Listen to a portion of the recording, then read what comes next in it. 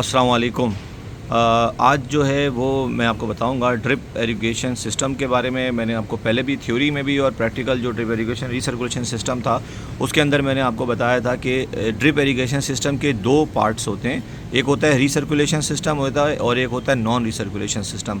पिछली वीडियो में अगर आपने देखा प्रैक्टिकल वाली वीडियो में जो कि मैंने ड्रिप इरिगेशन का रीसर्कुलेटिंग सिस्टम बताया था, उसमें क्या होता था कि पानी चलता था और वापस रिटर्न होकर सीधा रिजर्वायर में जाके गिरता था और रिजर्वायर से सीधा फिर ये सीधा इसमें प्लांट्स में जाता था और प्लांट से जाता था सीधा वापस आता था।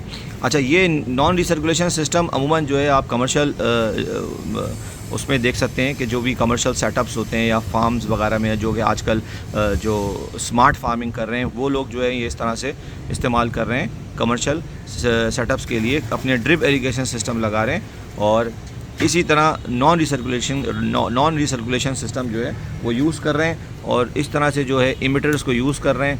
तो ये इमिटर्स क्या होते हैं, ये आहिस्ता आहिस्ता जो है इसमें से, अच्छा इसके अंदर खूबी ये होती है कि आप इसमें स्पीड कम और ज़्यादा कर सकते हैं प्लांट्स की हिसाब से, कि प्लांट अगर बहुत ज़्यादा बड़ा है तो उसको थोड़ा तेज़ कर दिया ताकि पानी का फ़्लो ज़्यादा है। छोटा है पौधा तो उसके अंदर आपने छोटा इसको कम फ़्लो कर दिया तो इसको ज़्यादा है। ऊपर से आप उसको घुमाएंगे तो कम और ज़्यादा इसकी फ़्लो हो जाएगा पानी का। तो ये बेसिकली ड्रिप इरिगेशन सिस्टम के अंदर हम इस्तेमाल कर रहे हैं।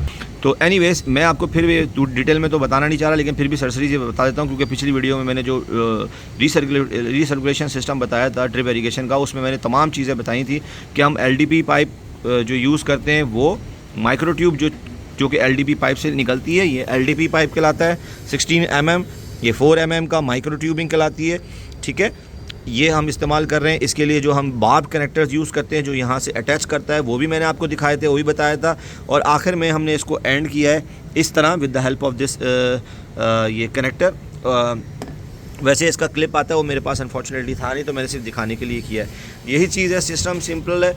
यहाँ से पानी पंप करेगा, ठीक है, और फिर ये जो ड्रिप लगी हुई है ये आप देख रहे हैं, इस ड्रिप पे जाएगा और ड्रिप जो पानी देगी और ये पौधों को मिलता रहेगा। इसी तरह दूसरे पौधे में मिलता रहेगा। लेकिन क्योंकि ये रिसर्कुलेटिंग सिस्टम नहीं है, ये नॉन रिसर्कुलेटिंग सिस्टम है, क्योंकि वापस ये जो है फीड इसका पानी टैंक में नहीं जाता, रिजर्वायर में नहीं जाता, तो क्या होगा, ये यहाँ से जाके पूरा वेस्ट हो जाएगा। इसको हम ड्रेन टू वेस्ट सिस्टम या रन टू वेस्ट सिस्टम भी कह सकते हैं और कहते हैं, ठीक है। तो अभी आपको मैं चला के दिखाता हूँ, उसको ऑन करें। अब ये देखें आहिस्ता आहिस्ता फीड इसकी जो है वो चल रही है, ठीक है। ये बिल्कुल स्लो रखा हुआ है और इसी तरह यहाँ पे भी अगर आप देख सकें आहिस्ता आहिस्ता, ठीक है। वैसे तने से नहीं लगाना चाहिए, इन्होंने गलत थोड़ा सा लगा दिया। इसको थोड़ा सा हमेशा दूर रख के करा करें ताकि फंगस वगैरह ना लगे, ठीक है। हमेशा कभी भी जो है इससे मिला के, स्टैम्प से मिला के या उससे नहीं लगा के रखते। ये ब्लैक पर्ल प्लांट है, आपने देखा होगा, ये माशाल्लाह काफ़ी बड़ा प्लांट है। ये दोनों प्लांट्स हैं, इसकी ये फुल भरे हुए थे, ये हार्वेस्टिंग हुई भी है इसकी, सुखाने के लिए रखे हुए बेसिकली इसके सारे पेपर्स। एनीवेज बताने का मकसद ये था बताने का कि इसमें जब हम यूज़ करते हैं तो उसमें आपको थ्योरी में मैंने बताया था कि जो drip irrigation non recirculating system होता है या ड्रेन टू वेस्ट सिस्टम होता है, इसमें बहुत ही बड़ा नुकसान होता है। नंबर 1 पानी का ज़िया है, ठीक है, और न्यूट्रेंट का भी ज़िया है, ठीक है, क्योंकि पानी और न्यूट्रेंट रिटर्न नहीं हो रहे। ऑल्दो ये हाइड्रोपोनिक्स है, ये सबस्ट्रेट बेस्ड हाइड्रोपोनिक्स कहलाता है और कोकोपीट बेस्ड ये हाइड्रोपोनिक्स है। तो ये बेसिकली कमर्शियल लेवल पे भी आप देखेंगे तो यहाँ पे जो यूरोप अमेरिका में लगते हैं वो लोग क्या कहते हैं, कोकोपीट के स्लैब्स लगाते हैं और उसमें टोमेटो प्लांट्स या पेपर प्लांट्स को लगाते हैं और फिर यही सिस्टम लगता है। लेकिन वो क्या करते हैं कि वो जो पानी लीच हो रहा होता है, जैसे कि मेरा यहाँ से नीचे लीच हो रहा है पानी हल्का हल्का, वो लीच पानी को भी जो नीचे से निकल रहा होता है पानी, वो उसको वापस रिटर्न चैनल से लेके सीधा रिजर्वायर में लेके जाने से पहले वो फिल्ट्रेशन करते हैं। उसकी UV फिल्ट्रेशन होती है और दूसरी फिल्ट्रेशन होती है। उसके बाद जाके उसकी इलेक्ट्रिकल कंडक्टिविटी और pH को स्टेबल किया जाता है। ये सारी ऑटोमेशन पे होता है, उनके पास सारी सिस्टम जो होती है मशीनों के, ये ऑटोमेशन की सिस्टम है सारी उनके पास, ठीक है।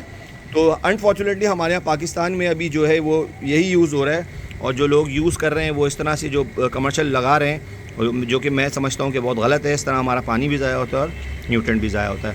तो इसमें हमने नहीं लगाना चाहिए। और ये मैंने आपको पहले बताया था, अगर आपने लगाना है, जैसे कि हमारा गर्मियों का मौसम है, शदीद गर्मियों में आप ये चीज़ यूज़ कर सकते हैं।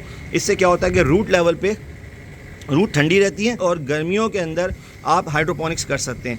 सिर्फ गर्मियों के अंदर आप ये waste drain to waste system या run to waste system use कर सकते हैं, या drip irrigation non recirculating system जिसको कहते हैं, वो यूज़ कर सकते हैं, ताकि रूट लेवल पे कोकोपीट ठंडा रखती है। तो कोई भी आप चीज़, तुरई, लौकी, अपना खरबूजा, तरबूज, इस तरह की कोई भी आपने प्लांट लगाने हैं तो ये आप कोकोपीट में लगाएं और ओपन लगाएं, ओपन एनवायरनमेंट में लगाएं, क्योंकि रूट लेवल पे असल में चाहिए होता है ठंडा। और इसको भी आप रिजर्वायर को भी ठंडी जगह पे रखें, ऐसी ठंडी जगह पे, और with the help of aluminium foil, आप एल्युमिनियम फॉइल से ढक दें ताकि जो हीट इंटेंसिटी है, सूरज की जो रोशनी है वो अंदर ना जाए और वो पानी जो है वो ठंडा रहे, गर्म ना हो। तो पानी ठंडा रहेगा, बिलो 28 डिग्री सेल्सियस रखना है, और ताकि ये पानी जब फीड हो तो रूट लेवल पे ऑक्सीजन की कमी ना हो, क्योंकि जब पानी गर्म होता है तो ऑक्सीजन की कमी हो जाती है, और जो ठंडा पानी होता है वो एक उसके अंदर ऑक्सीजन एब्जॉर्ब करने की, ऑक्सीजन होने की सलाहियत ज़्यादा होती है as compare to the hot water. और हॉट वाटर की वजह से फिर ये होता है कि आपके लिए नुकसानदेह होता है रूट्स के लिए। तो अगर कोई क्वेश्चन हो, कोई क्यूरी हो तो बता दीजिएगा। देखिए, मैंने इसकी पूरी इंस्टॉलेशन नहीं बताई, क्योंकि ये चीज़ मैं ड्रिप इरिगेशन रीसर्कुलेशन जो है रीसर्कुलेशन सिस्टम के अंदर मैं बता चुका हूँ। सिर्फ ये ड्रिप इमिटर्स जो थे मैंने नहीं दिखाए थे उसमें, क्योंकि ये इसमें इमिटर्स लगते हैं। आप कोई से भी इमिटर्स आप यूज़ कर सकते हैं। ये असल में 360 डिग्री पे स्प्रे करते हैं, और अगर आप चाहें तो आप अपने हिसाब से, अपने पौधों के हिसाब से रख सकते हैं। ये drip irrigation system, recirculating system, non recirculating system आप जो है अपने प्लांट्स के अंदर भी लगा सकते हैं। मेरी एक वीडियो है जिसमें मैंने ये पूरा drip irrigation system with the help of automation system के, ऑटोमेशन से हम किस तरह कंट्रोल कर सकते हैं।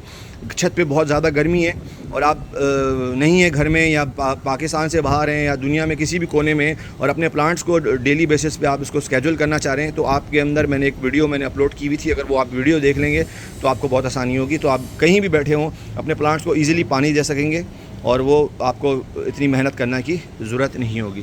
तो इंशाल्लाह मिलते हैं फिर नेक्स्ट वीडियो में, और कोई क्यूरी हो, कोई क्वेश्चन हो तो पूछिएगा, और कमेंट सेक्शन में। फिर अपना ख्याल रखिएगा, अपने प्लांट्स का भी।